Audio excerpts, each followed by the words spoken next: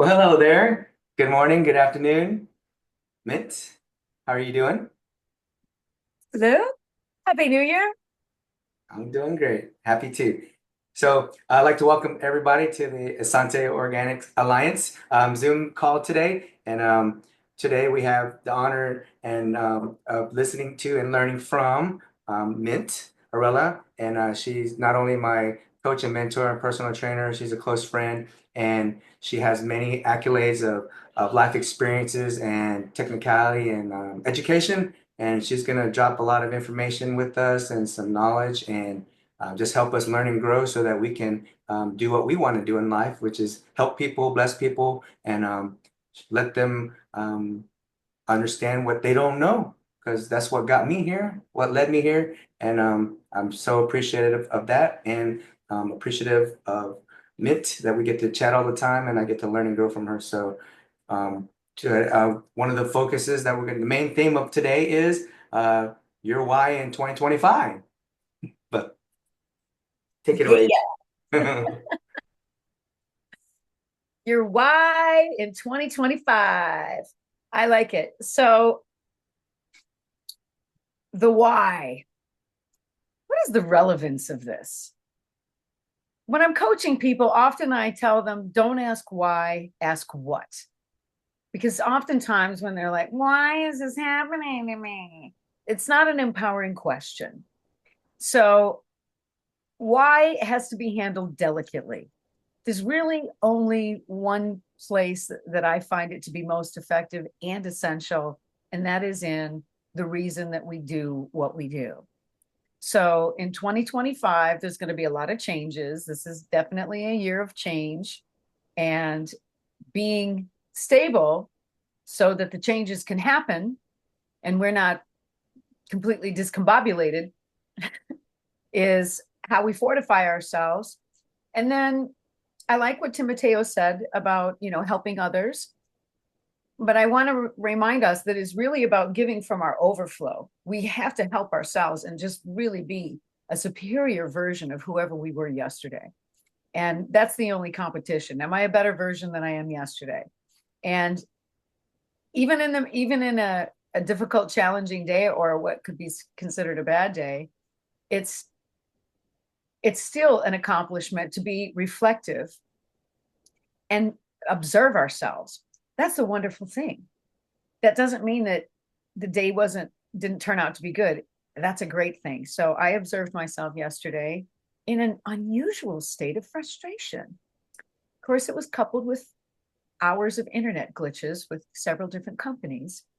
And I found myself being frustrated. And I really liked that I could observe myself going, so this is what you're like when you're not you.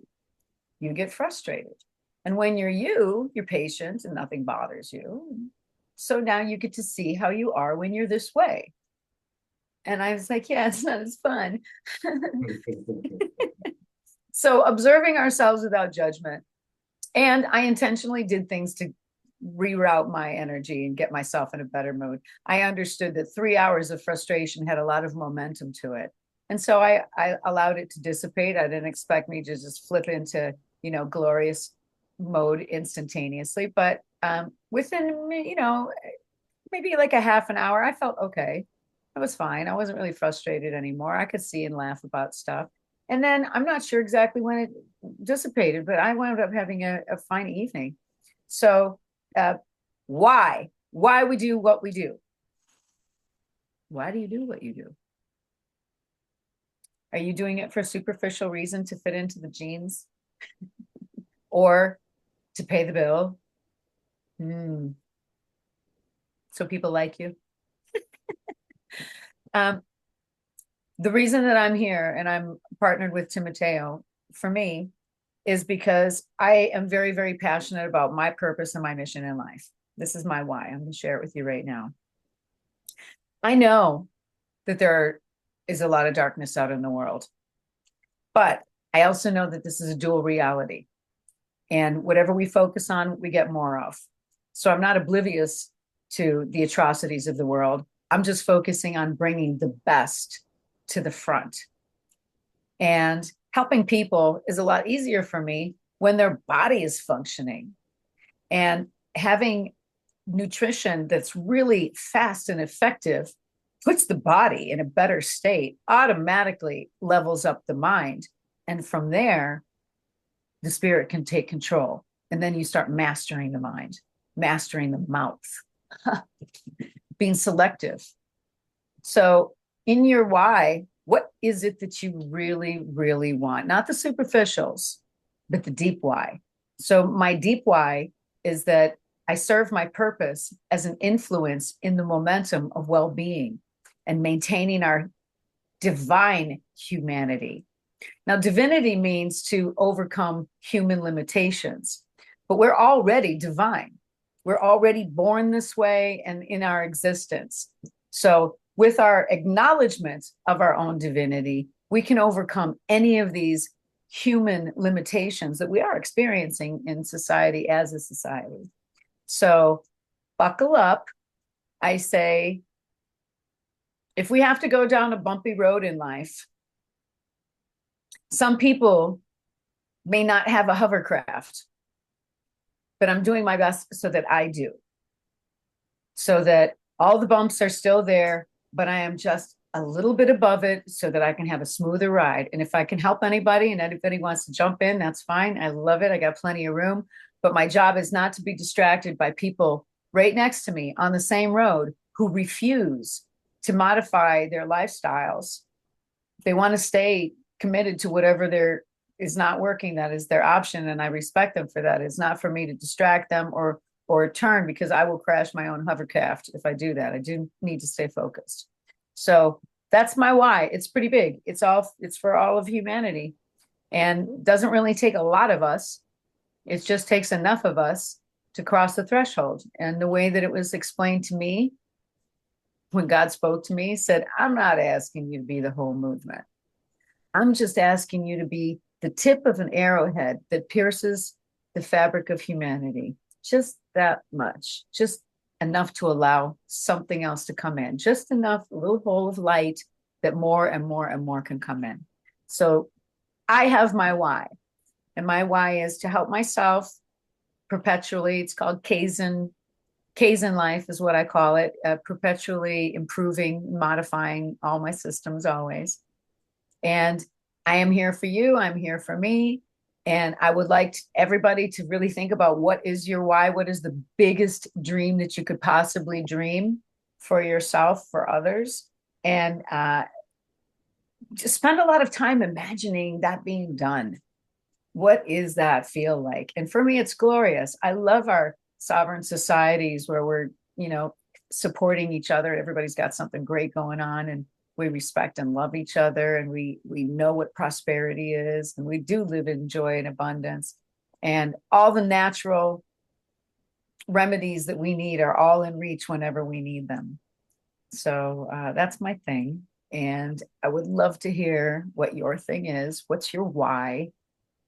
What's your details? How is helping you help others? Take it away. That's fantastic.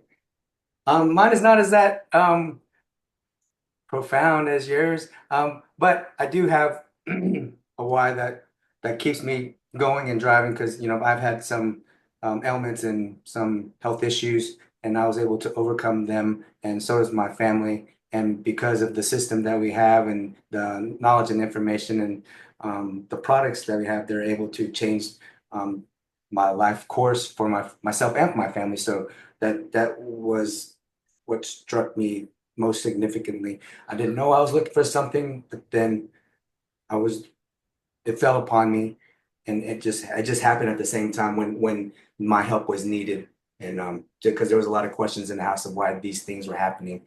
And once we found out, I got educated on it, and now, excuse me, my mission is to just make people aware of the same type of thing if they can hear, right? And before I could not hear, and we were fed with the other two companies I was with.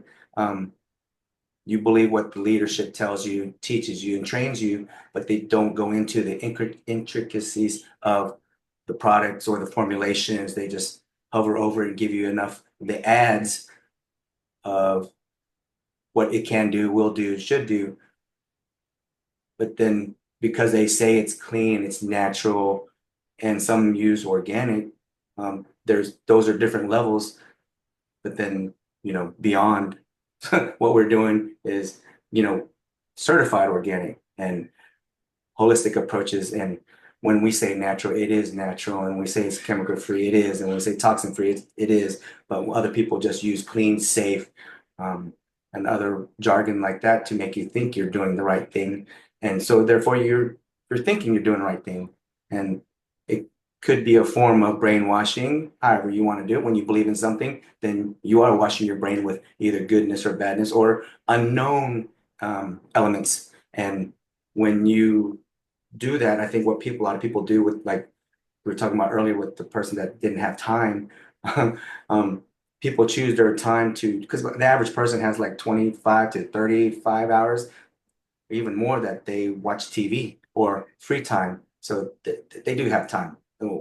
Whether, however you look at it, everybody's scrolling on something, looking at something, binge watching something, some form of entertainment to escape the reality, which we all have been conditioned and programmed to, which I like you mentioned a lot, because when we were young, it was family time. It's dinner time and the TV's on, and then we watch a movie and then we go outside and they only have 2 days off, so they try to, have their family time with us when we're trying to grow up.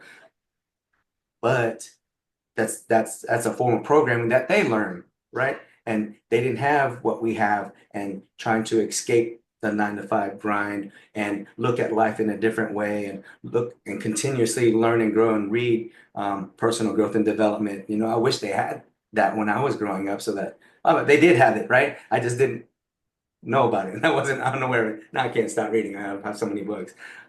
So as far as by why, I just want to emphasize that people have time, and be certain that your why.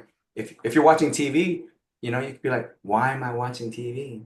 If you're watching TV, you could be, you know, helping somebody, making a phone call, doing a text, do those, and then watch the TV. Yeah. Or at least, reach out to 10 people or 20 people or 50 people. Just continuing to do something so that you move the needle forward, so that eventually we might connect with somebody like somebody did to me. And I value that a lot. Nice.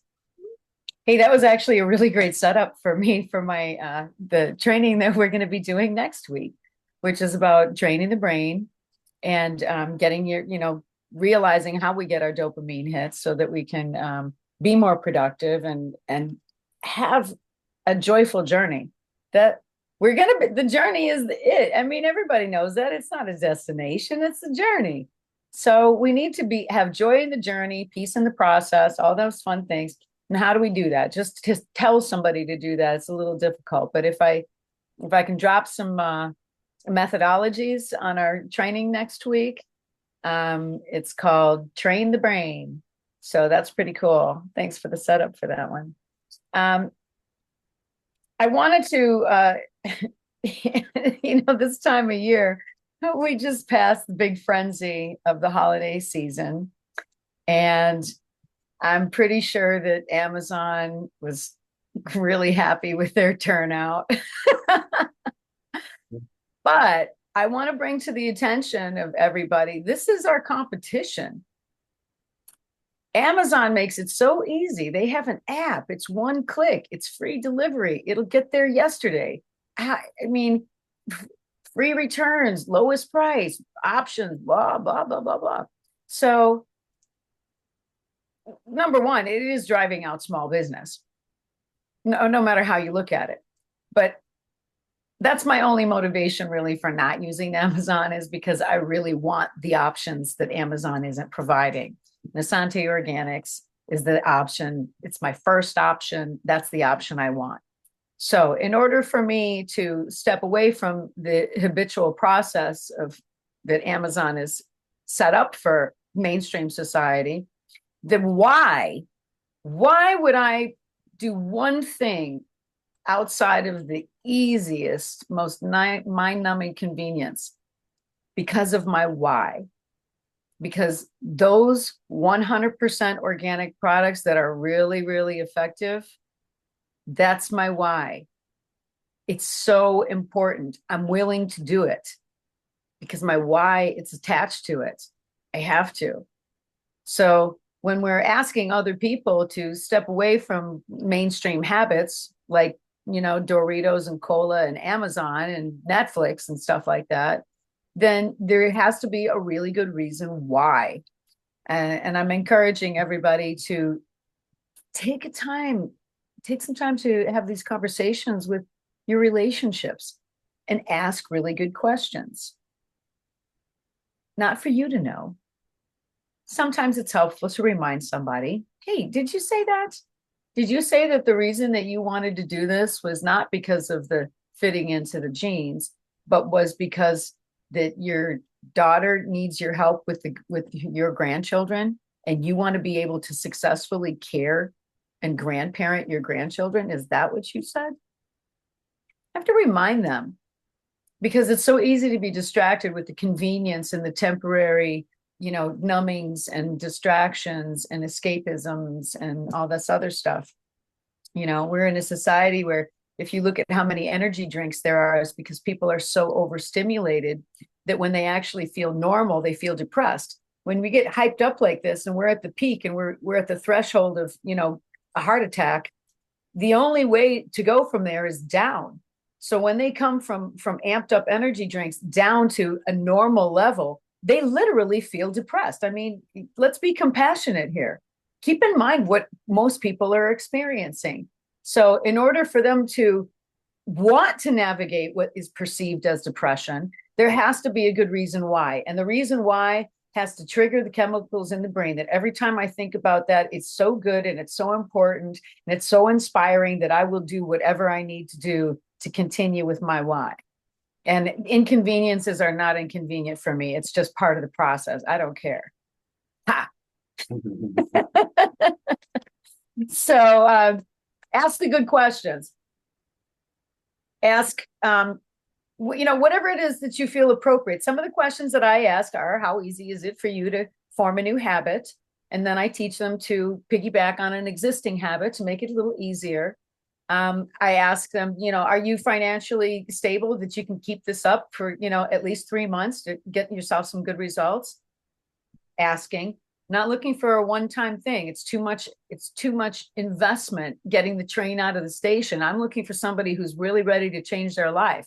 So I ask a lot of these questions early on in the relationship so they know where I'm coming from and I know where they're coming from. But more importantly, if I ask them a good question that perhaps they did not ask themselves, they get to hear from their voice to their ear, which is the most powerful programmer. So whatever we say to other people, we're programming ourselves. So never yell at somebody in another car, you idiot, because I'm the one that hears it from my own voice, and I don't want to believe that is true about myself. So don't do that. Ask good questions so that they can hear their own answer. And I'm going to seal it with this before I ask Timoteo to interject here. If you're not comfortable asking questions for other people with the intention of helping them, what it is program is running in me that I'm uncomfortable asking them that. Well, I wouldn't want somebody asking me that. Why? Do you have shame? Guilt? What's the program running? You're paranoid. This is secrecy. If you tell me that you can afford to keep this up for 3 months, I'll think you're rich and would ask you for a loan. What? So it's important to be reflective. If you're not comfortable asking them questions, look back at yourself.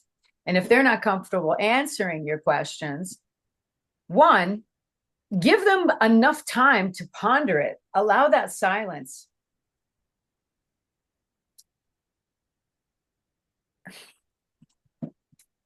How long would somebody take to think of an answer if they'd never asked that question to themselves? So don't be in a hurry to fill the empty space, okay? Guilty. Timoteo, what do you say? Yeah, I think maybe some what some of the difficulties could be because you're thinking too far ahead and wondering what they might think of the outcome is, then that'll prohibit you to even get to that point because you've already answered the question for them without them even knowing the question. Hopefully, I'm not talking like in some kind of riddle because you're already putting I forth that. understood, but I would like you to just go back and rephrase that again because that is a really, really good point. Because if you put something into the future, then and then you answer for somebody else in the future, therefore, when you get to that point, before even asking, it's already happened. So it's not going to happen because you put that thought process. So therefore, that's going to paralyze you from asking or instigating. And I do that a lot to some like my servers at work. They already answered something. It's like, why are you? How can you? How can you put something into forward motion without even putting that thought process? And then you've already contradicted yourself by saying it's not going to happen because you said you can't. So if you already can't, there's no, you can't go past that. So, so that's the challenging part that I'm teaching and trying to teach and train to my servers because they've already have an outcome of what the guests at the table want or is thinking before even doing the process of offering, asking, because, mind you, they're servers, so they should be serving and they should be asking service-related questions or hospitality, being hospitable to these people. And they've already navigated themselves to the ultimate dreaded end, negativity. And therefore, that server's mindset is already in the wrong place. So therefore, now their attitude comes out, the body language, and then the whole thing shifts and it's in the wrong direction. And I point that out to them and they learn from that. And of course, they always want to try to be better than they were the day before. Excuse me, what's happening here? So back to the point. Mhm. It's true. There's a saying by Henry Ford. I don't remember the quote, but it's something like, whether you say you can or say you can't, either way, you're correct. So, but in asking those questions, I want to know exactly where somebody's coming from. So if they say, well, I can't, then I would ask them, well, why can't you? And I keep pulling on the thread until they get to some bogus reason that's just something made up in our mind. I was like, I guess I can. That was just an old thought, and I hadn't really thought it through. And I felt that way 5 years ago because I really couldn't then, but I really can now. It's just we forget to update our belief systems. So asking the questions and pulling objections. So one of my favorite questions is, what is the worst case scenario if you moved forward with this today? And then they can say anything like, well, I'm traveling and it's going to sit by my front door while I'm away. And then when I get back, I'll be too busy and I'll forget to open the package and it'll just be a waste. I get to hear. So now we know the reason they're saying this is because they've done it before. So we'll have to think of how can we do this different? And one of the ways I said, okay, well, how about we just send this order to your first destination? What's the address of the hotel? And then we can send it there for you and it'll be there for you when you arrive. And then that way you'll have it for your whole trip. Whatever the reason is, there's always an option. There really is no dead ends. Where there is no way, a way will be made. I've lived it. I know it. It's 100% true. It's not a belief. It's a fact. When we choose to keep putting our foot one in front of the other, there will be a step as we move forward, even if it's not obvious. If the path is not obvious now, it hasn't even fully developed yet. Just move forward. And as you get there, the path will develop as it's supposed to. But that is the key. Keep moving forward. So I hit the points. We got our why for 2025. And compassion for our customers. Keep in mind what they're doing, whether it's Amazon or, media or junk food or whatever, everybody's got addictions they're running. They don't know their addictions. They think it's a hobby. Oh no, I just like that. I just like doing that. Yeah, but what happens if you don't do that? Oh, he's in a bad mood. No, you don't want to see him. So be honest about what we do and why we do it. A lot of times it is escapism. And I had to question myself. Last year, I thought I enjoy scuba diving, and I was injured last year uh, diving. And I thought, why am I doing this? Like, I don't really need to be entertained. It is dangerous. Um, it's costly. It's really a short amount of time when you think about, you've really only got a few minutes of air in the tank, and all this is developed around this one.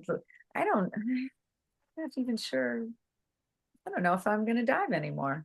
I'm really not sure if it's really that valuable to me. Hmm. So, good time to reassess. And I love when you comment, and thank you for everybody who watches our replays. I appreciate connecting with you during the week. And I do want to give a couple of shout outs because people are cool. And this time it's going to Edie Robinson. And although she's not one of my personally enrolled, I have found her through this organization called Asante. We did find each other, and she's really a bright soul, bright light. And I love how this lady just reinvents herself. She takes control over herself. She's been in the industry for a long time. She's recognized a lot of these bad habits that we've been taught decade after decade, and she sees how there's a better way to do it. And I love that she's doing it, and she's getting great results and sharing those results, not just with her body and her products, also with her personal growth and development journey, and her business is popping like popcorn. So great role model. Thanks. That's it for me. Timoteo, thank you for having me on your wonderful Zoom with your team. I appreciate you. I'll Okay, see y'all great. next All right. Saturday. Bye, guys.